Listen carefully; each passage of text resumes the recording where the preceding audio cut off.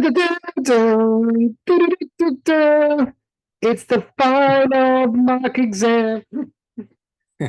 So, as always, with you is Joe Nissom and David Fuchs. Welcome to CFP Talks. And today we're talking about the last mock exam. And this is something that I did with your group. I do with every single group. The final mock exam that we do, we always kind of replicate exam day. And funny, this was a practice that I didn't necessarily do, and till I was working with Sid Misra. And I did this with Sid just because we were chatting about it, and I said to him, and Sid took it during COVID. And I said to him, have you done an exam with a mask on?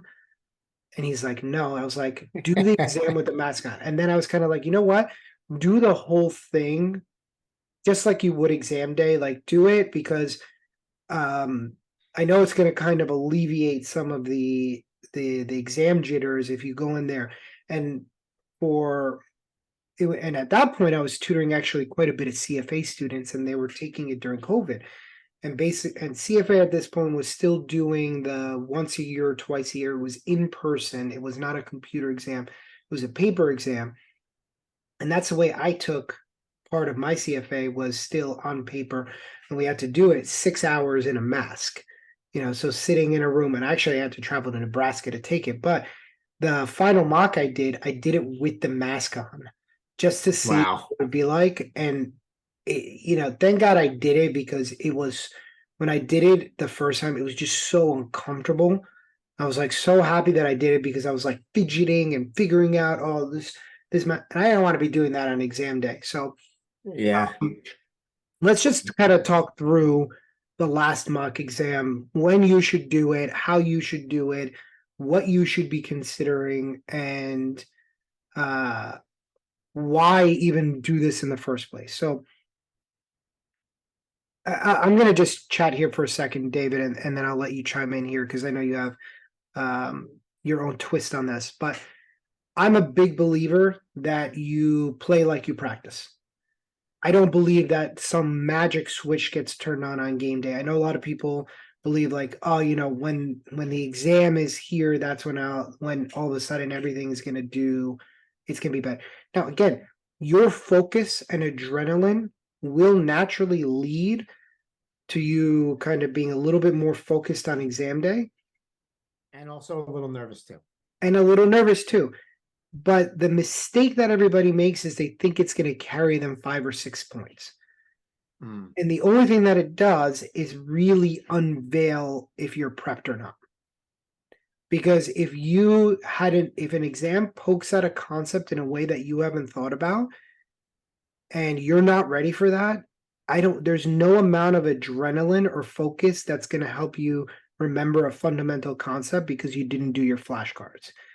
So let's make sure that that's first and foremost. But I'm a big believer that if you practice that exam day, you're going to feel significantly more comfortable on that day.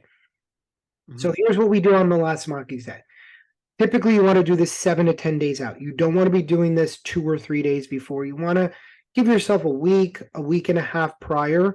So any adjustments that you need to make for exam day can easily be done. You have plenty of time to do it.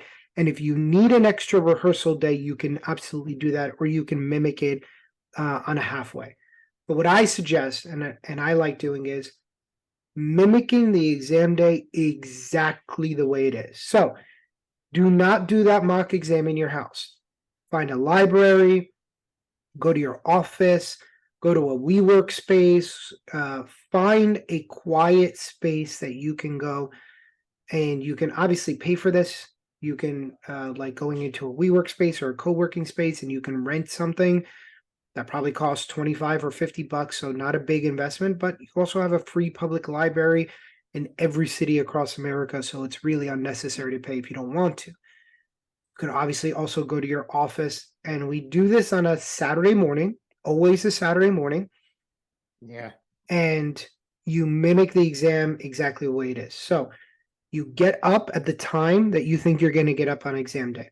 You have your breakfast, you do your coffee, you do your morning routine exactly the way that is. If that means you're going to get up and you're going to go for a short run or do a quick workout, do it on mock day. Do not just try to do this stuff on exam day, because if anything goes wrong, you are not setting yourself up in a good position.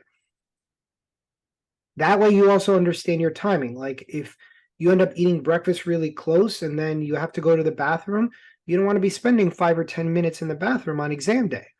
So kind of get your timing there. I mean, that's something that none of us would ever think of, but it's real. Like nobody wants to get up and take a pee and having to leave the center, come back in, recheck in, get back to your computer, start it all up again. You kind of want to be able to just sit down for that time period and get through whatever strategy that you've developed previously and execute it on game day. Secondly, you're going to sit down, you're going to do that first half. You're going to mimic that 30-minute break. And in that 30-minute break, you're going to have your lunch either outside of the room or you're going to have it in your car, depending on what your exam center looks like. Now, most prometric centers have lockers. So what I would tell people, if you're doing it in your office, go put it in your office fridge. If this is during some of the colder months, you can keep it in your car, and you go out and you have whatever you've prepared or whatever you bought. If you plan on using your cell phone midway, use your cell phone. If you don't plan on using your cell phone, don't use your cell phone. Get a sense of what you should be eating in between. If you're going to eat a protein bar or something really small, cool. If you want to have a full-fledged lunch because that's the way your body operates, cool. Just make sure it's not something big and heavy where you're sitting on the second half of the exam with a big lump in your stomach and you're unfocused. Make sure that you're drinking enough water so you're not getting headaches and are completely dehydrated as well. And make sure that the room that you're in is clean. There's nothing on the desk except a scrap paper, your financial calculator, and a pen and a pencil. That's it. And you now mimic the exam exactly as is. And that's it. You will get a sense of timing. Now, if on that mock everything works out great, then you have your exam day strategy. If you got up a little late, set your alarm clock earlier. If that lunch was too heavy, bring a lighter lunch. You don't want to be discovering these things on exam day because you don't want to be adding stress on that day. So that's my take on it. David, I know you have your twist on this. So, I mean, it's really not much different than exactly what you just said. It's really not much different. I think that just going through it 3 or 4 times and doing it exactly how you would, or exactly how it's going to look on the day you take the exam is the best way to prepare for it. Like I remember the first time I took the exam, and I remember one of the mocks I did like on my kitchen table, just like after work one day, and like there was no structure or strategy to it. I just like was like, oh, you know what? I see in the mock exam, the free one on the CFP website. Like, let me just take that. And I actually think I did like pretty well on it. Obviously, I didn't pass the exam that time, but regardless, that wasn't regardless of how many questions I got right, or if I passed at that time or not, that wasn't necessarily preparing me for the intensity of the actual exam day. So to your point, simulating it exactly how it's going to go, that in terms of like timing, in terms of like what you're going to eat, in terms of like the breaks in between each section, in terms of, locking your phone away, scrap paper, like all that stuff, doing it in a quiet area with headphones on. Like I remember the second time I used to do it with the headphones on that they give you at the sound cancellating at the Prometric Center. It just makes the process for when you go actually take it a lot more smoother. And that's like not to say that you're going to go in just because you practice doing it already, that you're going to go in with like no nerves or like no anxiety, because that's certainly not the case, because naturally you're gonna obviously be a little bit nervous on actual exam day. But it definitely prepares you for some of the twists and turns that come and for what you're going to actually go through. Yeah, it definitely And helps. less anxiety you have, the more likely you're going to be just straight focused and concentrated to, ultimately set yourself up for success. Yeah, and you want minimal distractions. Like think about it. If you have to start, you have to sit there and you have to now go, oh man, these headphones are uncomfortable. Oh, now I'm distracted because they're hurting my ears. Or think about like even not knowing where your exam center is and now showing up. Your exam starts at 8 o'clock and you roll up at 7:50, and there's 5 or 6 or 7 people in front of you in line, and you're sitting there go, oh my God, I'm not going to start at 8 o'clock. Extra And they don't stress. cut you slack there. Yeah, Right. exactly. That's why also like, and this doesn't have to do with the last mock, but like going and seeing the place. I know we said it last week or last episode, but going and doing that just underratedly takes away a lot of stress because showing up somewhere new is tough when you don't know, oh, what suite is it in? What floor? What elevator do I take up? Where do I park? Like all that shit is stuff that I guarantee you nobody is thinking about. Of course. But And the parking situation is a big one. yeah, you don't know where you got to park. Like, you don't know if you're gonna have to pay. You don't know if you're gonna have to do whatever. You don't know what door you have to walk in. You don't know what elevator you have to take. You don't know what suite you're going to. Like, and that's just stuff that I feel like people don't necessarily think about. And like, trust me, like I didn't think about it either. But it